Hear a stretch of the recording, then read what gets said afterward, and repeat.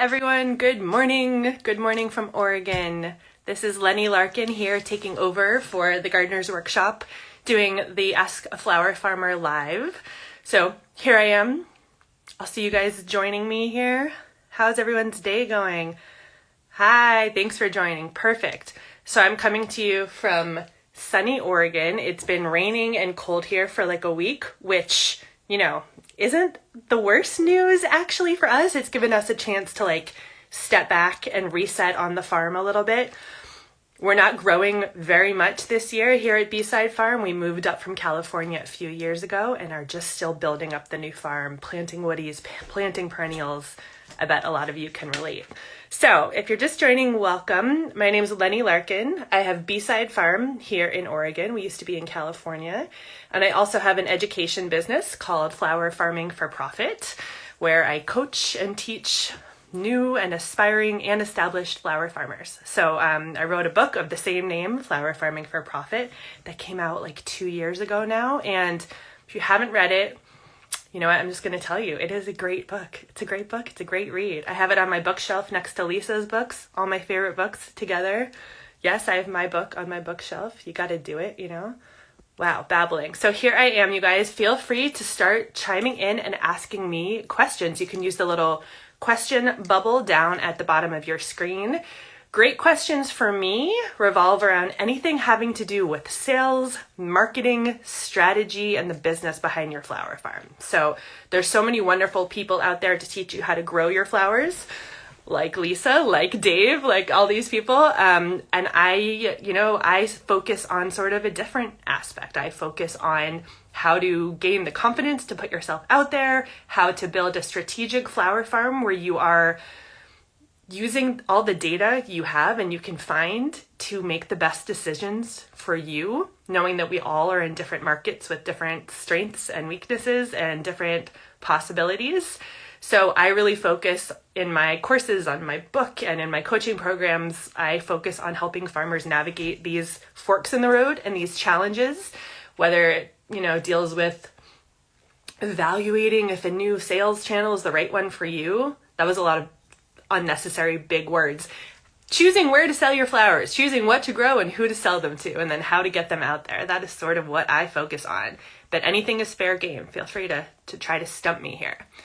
Okay, let's see this question here. All right, so thank you for asking the first question, by the way. I appreciate that. So I'm really struggling to find out my price per stem. Also, what crops are going to make me the most money? Ooh, this is a juicy one. All right, let's dive in. So pricing, right? What do I charge for my flowers? This is like the biggest question out there. I'm trying to give you better and simpler and more straightforward answers. And I'll just start in by telling you, I say that and then I obviously start into what is going to be a long soliloquy, and I'll see you on the other side in like half an hour. The elephant in the room for the rest of us, for those who have been there, is that you are probably charging too little. If you're starting out, if you fit any one of these, if any of these sound like you, if you can, respond in the affirmative to any of these, you're probably charging too little. If you're just getting started, if you're insecure in your abilities, if you are second guessing your pricing all the time, if you are working around the clock to get this little flower farm, to get it some legs, right? To get it off the ground. If you are worried about what people are going to think about your flowers, if you are any of those things, or if you're just a new flower farmer, period, you're probably charging too little. And why do I have the confidence to just kind of give you this blanket statement? It's because I've seen it. I've seen it time and again and again and again and again. And there's been 2 new flower farmers ever who have proven me wrong. And as you move into your business, into year 2, 3, 4, 5, 6, 7, 8, 9, 10, you guys proud of me? I can count. As you move forward in your business, you'll start realizing that there are more costs than you imagined. There is disease and insects and crop failures that are going to start eating into your profits, even if you didn't have those problems in the beginning. You're going to start to spend time on things, or spend time and spend money on different tasks in your business that you didn't have to do in the beginning, like bookkeeping, or you're going to start paying a bookkeeper. all these things are going to start to show you that this is a pretty expensive kind of business to run. Not in the way that some other businesses are. Of course, there's like low barriers to entry. A lot of people, most anyone can kind of start growing flowers and selling them, right? But it's your time. You're going to find that you're working around the clock just to keep the farm weeded. And what about all the other stuff you need to do? So all to say, it's expensive to run a farm. So it's challenging to figure out what to charge. And I'm pretty confident telling you guys you need to charge more. So here are some ways to get started figuring out your pricing. I will not leave you hanging with this question. And you've probably heard a lot of these answers, and the truth is there's no like secret magic bullet secret answer, you know? The great way to start is to try to get a sense of how much flowers are being sold for in your area. And I know you've probably heard this, right? But it's the truth. It's the truth. You can do this by talking to other farmers. No, not everyone is going to receive this question very, happily. If you are a new farmer and you are trying to ask all the established farmers about their secret price list. But a lot of people don't see this as secret. And a lot of people, if they have a minute, if you ask them in a calm and respectful and straightforward way, rather than asking them to give you all their time for free, right? Because they probably don't have much time either. People want to help people. Flower farmers want to help other flower farmers. If you reach out to other farmers in your area and you say, listen, I'm starting my flower farm. I'm having trouble figuring out what to charge. I really don't want to undercut anyone. So could you give me a sense of how much is the going rate for these 5 flowers, right? Anything like that. So I like to compare the price, the wholesale to florist price. It's just a good baseline. So you might be like, how much do you sell a 10-stem bunch of ranunculus for? And then from there, you can figure out other pricing, how you would sell it to other types of customers, right? But if you can't find other flower farmers in your area, you might be able to find a local wholesaler in your area. They also are called, wholesale florists. Also, they go by that term, which is sometimes confusing. They sometimes go by the term distributor too. If not, there are more kind of national wholesalers or ones located remotely that you can order in for shipping. So you could try to get a sense of their prices too. There's Mayesh, there's the Floral Source. There's lots of great businesses that ship flowers or that might have a branch near you in the case of Mayesh. So you can kind of find that baseline. Like, what are these flowers sold for when they're in the peak of their season? Let's take ranunculus as an example, right? What's the going rate to florists in my area?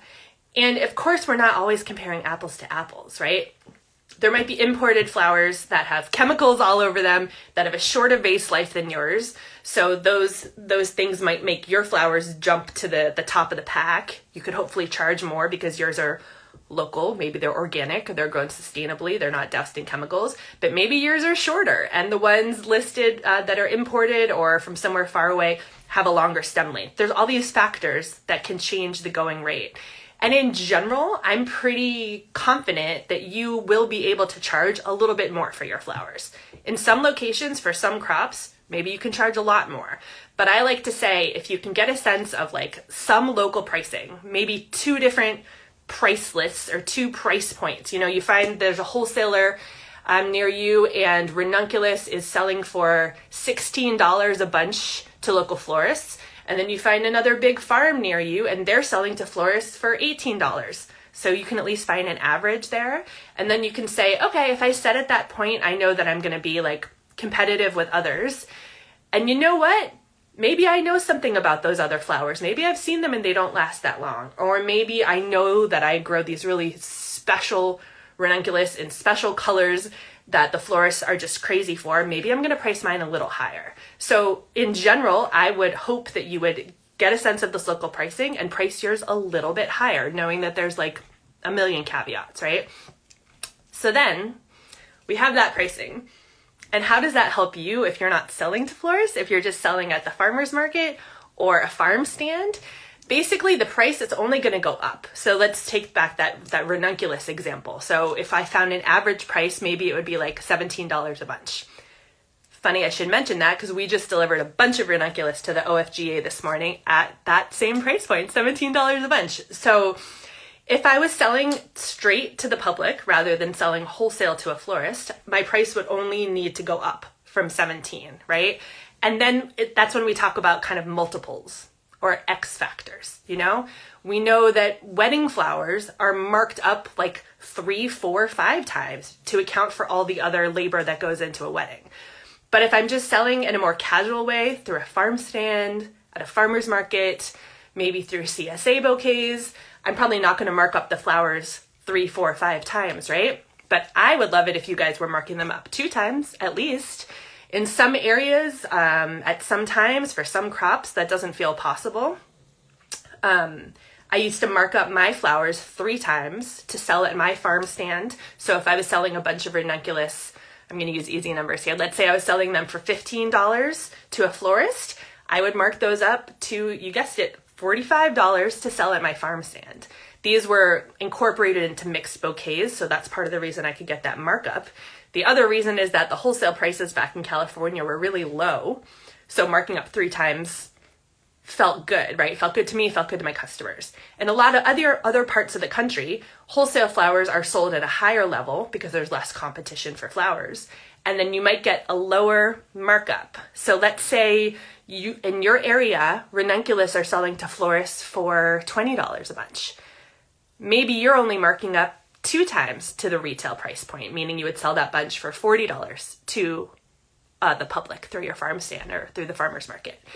I know if you're hearing this and if you're following me, because that was a lot of examples, you're like, I could never sell a bunch of ranunculus for that much. The public around me doesn't care about flowers that much. I haven't really made a name for myself yet, or I have, but there's so many other people selling flowers for dirt cheap, it feels impossible to mark up my flowers that much. I totally get you. But what I'm going to tell you is that I want you to start working towards that anyways.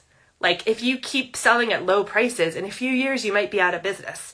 And the people who you think are your biggest, most supportive customers right now, if you think they wouldn't pay slightly higher prices, they might not be the customers who are going to take your farm to that next level, right? When we get started, we have to just choose a price. So if you're out there just wondering like, okay, Lennie, but how do I know what to charge? How do I price these flowers?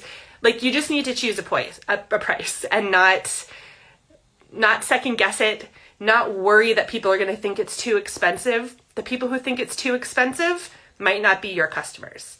And your branding, your design skills, your communication style about your business, and more than anything, your confidence, these things are all going to get better. They're going to improve. So you need to start setting your prices that make you feel a little bit uncomfortable, knowing that you're going to grow into them.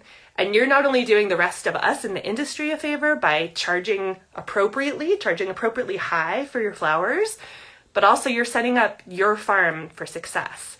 I mean, the whole reason I became a business coach and a teacher rather than just a full-time farmer is because I saw so many farms around me going out of business. Like farms that I've looked up to for years, either going out of business or just telling us behind the scenes that they were struggling, that they weren't making money, that people needed to go and take day jobs or go back to their old career because farming was just too hard. And can we solve all those challenges by just raising our prices? No, of course not. But it is a good starting point, and it's something like now that I've taught literally hundreds of people, and everyone also has taught hundreds of people, Lisa, Dave, Ellen, Frost, they'll all tell you this, that most of us, most flower farmers, I'm talking 99%, are charging too little in the beginning. And you're doing this because you're kind, because you're a people pleaser, because you're insecure, because you don't want to piss off your community, because you're like, well, who am I anyways? I just grew these in the backyard. Like, I know that because I've been there. But you just have to start taking these little steps towards pushing yourself out of your comfort zone a little bit. Okay, let's see another question here. Someone's asking about thrips. Oh yeah, I'm not going to talk about thrips. I've got no answers you haven't heard before. Okay, let's take a look here. We got a really specific question about dahlia cuttings, which is not for me. All right, these are great questions, and maybe remember them and save them for someone who specializes in insects or dahlia cuttings. Just because, sure, I teach that stuff when it's asked to me, but I'm not an expert in that stuff. So I don't want to waste your time giving you answers that you could find from a number of people, and you could probably find them better for a number of people. But thrips, just real quick, I'll say that thrips are becoming like an even bigger issue for so many of us. They're also just really bad here in the Pacific Northwest. For me, they were really bad in California, but that just meant that they impacted, my white roses. Tranquility, that garden rose from David Austin, like such a good rose, but I couldn't, and so big, so prolific, so abundant, the yield was like off the charts, but the thrips just attacked it so that all of the flowers turned brown. That was like my biggest experience with thrips in California. I mean, it was on other crops too, but it decimated that. But here it's on like everything. It's on everything. So of course, beneficials is super key. Sarah Head, who's now on the ASCFG board, which is amazing. She has Eda Creek Farm, has been teaching some programs around IPM and just beneficials for dealing with insects. And I know she talks about thrips a lot. She's become an expert in this, and she's done some grant-funded research, and she's just got a really great, robust way of helping you guys learn how to deal with this stuff. And it's not just about, randomly like releasing some beneficial insects at a random time. There are specific beneficial insects and predators that are best for certain areas, and specifically based on soil temperature and air temperature too as well. So, we just, I sort of freak out every spring, and I think, okay, I don't have a pest management program in place. What can I do? And I try to go back to all my notes and figure out what I did before, what I could do now. This year, I called my friend Janine at Future Farm, who I knew had been talking to Sarah, and also just, working with other colleagues to try to figure out how to best approach this with an ecological mindset, of course, right? And so she shared with me an awesome little guide that she had made for her farm. This is just something cool that she did for her farm. I think we should all do the same, reminding her what to do when. Okay, so if soil temperature is this cold, this is when I can still be releasing this beneficial. This is how many times I should release it. When the soil heats up, I should move on to this. And this is something that is different depending on where you live and what you're dealing with. But that's a great recommendation. It's to start having a kind of multifaceted approach and really base it on your specific conditions. Okay, let's go to this question here. What are your favorite perennials to grow for either cut foliage or flowers? Ooh, so many. Okay, so for foliage, I would be nowhere without raspberry to carry me all through, like from early spring into early summer, sometimes midsummer, and then eucalyptus to carry me from midsummer all the way through fall. Like if you have those two crops growing, you're golden. Your bouquets are going to be amazing if you're a bouquet type farm. They both are branchy. They take up good space in the bouquet. They're pretty profitable for most of us. So they are, sort of easy to grow and sort of low fuss. That's kind of what makes them profitable. Also, they're high yield. They throw a lot of stems. So you can mix them in, especially like spring bouquets that are just packed with value. I bet you have experienced this where you're trying to make a bouquet for farmer's market or the farm stand or for wherever, and it's like chock full of tulips and ranunculus. And it feels so small. It feels like a skimpy bouquet, but you're counting the stems and you're like, this bouquet is like $30 even in wholesale flowers. But I think my customers aren't going to want to pay that much because the bouquet is so small, because these flowers are all so expensive. How do you get around that? You mix in some cheaper stems, you guys. You find something like raspberry that's going to take up space in the bouquet, and then you are increasing the perceived value of the bouquet to the customer because it's bigger, it's fluffier, it's more varied, right? It looks like an arrangement rather than just a bunch of flowers. And you are making more money. It's a more profitable bouquet for you. Sometimes maybe you're taking out 3 stems of ranunculus in your initial bouquet you tried to make, and you're replacing it with 1 branchy stem of raspberry. The customer is going to look at it like the same or even better, and you are losing less money and making more money. Other perennials. So my mind right now is on a bunch of spring stuff. We're planting a little shade garden, and I'm trying to source and plant all the stuff I used to grow at my old farm in California, but we had to leave behind because of space. So I'm thinking, we've got a bunch of hellebores going in, a bunch of astilbe, Japanese anemones, lady's mantle, and Solomon seal. Those are my kind of shade perennials. And then moving into summer, I love sedum and I love yarrow as I call them, branchy fillers. They take up space in a bouquet. Sometimes sedum takes up a little too much space in a bouquet. It's like the cauliflower of the flower world. I digress. Those are some great perennials. What else do I love? I love having little bits of a bunch of specialty stuff that can make your arrangements or bouquets stand apart, even if they're not the bulk of the flowers you grow, or you have a bunch of mixed beds with just small amounts of them. Things like geum and columbine and astrantia, things like that. And I love big swaths of workhouse. Workhouse? Is that the term? Workhouse. Yes, workhouse crops. That is not the term. Someone will tell me what it is. Workhorse. Jesus. So spirea, like bridal wreath, bridal veil spirea, really any kind of spirea you can get your hand on. Viburnum that you can use as green foliage in the spring and then kind of autumn foliage in, you guessed it, the autumn. And hydrangeas of all kinds. Those are some of my favorites. Let's see what other questions we have here.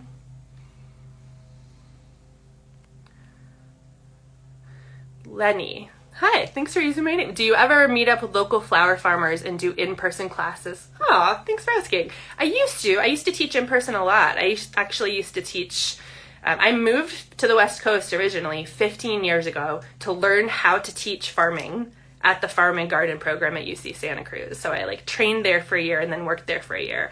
And then I've been teaching farming ever since, but for the first number of years it was in person at an educational farm that I used to run, and then at Santa Rosa Junior College I used to teach college horticulture, and of course all kinds of workshops on my farm. Now I teach so much online, and I love teaching online. I didn't think I would love it as much as I do. I had to start teaching online during COVID. Of course, all my classes at the college went online, so suddenly I was teaching greenhouse management online, which was a challenge. But through the process I learned how to teach online, and I learned that you can really create community in these online spaces, which I just didn't think you could, Lisa was doing it, so I should have known you could. Lisa has created an amazing community, and all of Gardener's Workshop, you guys are such a wonderful community that I'm glad I get to overlap with a little bit. But I am planning a few things for up here in Oregon, my farm in Oregon, a mastermind for intermediate and new flower farmers. We did one last year with really advanced, experienced flower farmers. Ellen Polishuk and I taught that. Really wonderful. And this year I'm planning something smaller for newer people here in Oregon, as well as some more business development stuff. So stay tuned for that, or reach out if you're interested in doing that. But yeah, I love teaching in person and I love teaching online. It's a nice change of pace to jump back and forth between both. What type of raspberry, someone asked. So a lot of people will really just recommend you use a thornless variety, and Joan J is a classic thornless raspberry variety. You can get it from Norse Farms in Massachusetts, Nourse. I think it's in Massachusetts, my home state, by the way, Commonwealth. They are still selling them. I actually just bought some, and we're planting probably 300 of them next week. They're arriving next week. So Joan J is a great variety. However, any kind of raspberry, if you're cutting it when it's young enough, the thorns aren't that big of a deal. So you can harvest it with big, thick gloves, and as you're cutting it, you're just stripping it with your gloves, just a quick strip, and then that's it, and it's good enough. I have kind of disgusting rough hands, so I often am cutting it without gloves, but other people are like, what are you doing? So if there's a variety that does well in your area for berries, that's going to be great for foliage. The thing is, you can't really go wrong. In my experience so far, I haven't gone wrong with any varieties. Whether it's something unnamed that I buy from the local nursery, or there's some raspberry that was already established on our farm in Oregon when we bought the place. It was not a farm, it was just a little homestead with not much planted, but there was some raspberry, and I cut that like crazy, and it's amazing. So really any kind of raspberry is going to do well for you. But here is the secret. So when most of us start growing raspberry, we grow it the same way veggie growers would or home gardeners would, right? We usually plant like one row of it. I'm always trying to act this out. One row of it in the middle of a bed, and then maybe we trellis it. And that's how you would grow it for berries, right? So you grow like big, long, tall canes that branch, and then you're cutting off of them. But you can actually plant them much more dense in a bed. And I learned this from Raindrop Farm and Jello Mold Farm, who grow them this way up here. So you can plant them in a bed like 4 rows apart, like, I don't know, a foot spacing in a row. You can even, put them closer than that. Of course, they're going to sucker, they're going to fill in space. So you can plant them pretty far apart if you're trying to save money, and they will eventually fill in the bed. But if you want to jump in and have kind of like a full bed from the get-go, you could plant 3 or 4 rows in a bed, spacing them kind of the way you would like zinnias or something like that. And they're going to grow a beautiful, dense bed of foliage. From afar, it's going to look like a bed of mint or something. And you're going to be cutting those stems all the time as soon as they're tall enough to cut, like 12 inches, 16 inches, whatever. So they're going to keep regrowing from the base. It's going to be lots of new green, lush growth, which actually still holds up pretty well in my experience. And they're not going to get crazy and big and towering like they would if you were trellising them down one line of one bed. So it's just another way of growing raspberries specifically for the foliage. And for me, we still see a lot of berries on those just for like snacking because we don't get to every stem, Let's see, maybe we have time for one more question here.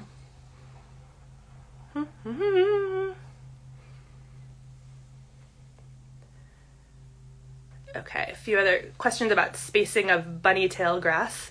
Not sure about that. So maybe I will wrap up here. Thank you for listening to my long talk on pricing. I'll just circle back and give you like a last thought on that.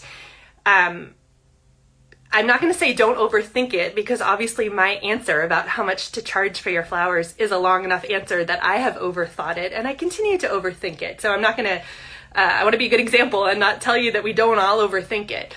But I want you to just be, again, you should feel, I think this is pretty true in the beginning, you should feel like, ooh, are people going to pay this much for my flowers? If you're feeling that feeling, you're probably inching towards the right price, And we could make some blanket statements and say that, like, if it's a filler or a cheap foliage or something, and you're selling at like a farm stand or a farmer's market, maybe you're going to charge around $1 a stem for that stuff.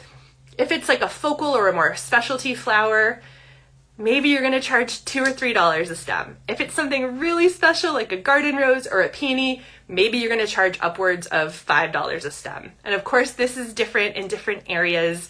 Places with really short growing seasons with no competition for flowers, where it's really hard to grow these flowers, you probably can charge more. So there's no blanket statement, but you can think of it that way. You don't need to be picking it apart and deciding, okay, I'm going to sell Bupleurum for 89 cents a stem and Ranunculus for $1.79 a stem. I want you to round up and round down to the nearest dollar. And just think of it like that. Things that grow really easily, really abundantly, probably you're going to be pricing those towards the lower end of the spectrum, like, again, maybe around $1, and then it goes up from there with the more specialty, the crop. And of course, eventually we want you to start thinking about your cost of production and kind of weighing that against the local going rate and kind of the perceived value and what you can charge for your customers. And the great sweet spot is finding the crops that you can grow really easily and profitably, but your customers still will pay a lot for. And in that like delta there is where the profit is, right? You produced it for not much, they're willing to where you go in the middle. All right, thank you guys. This has been really fun. Love seeing you all. Come follow me at Flower Farming for Profit. And yeah, check out my course with the Gardener's Workshop. It's a short course on farming profitably. I love it. It was really fun to make. And I just love working with these guys. So nice to see you all, and have a great day. Don't be strangers. Bye.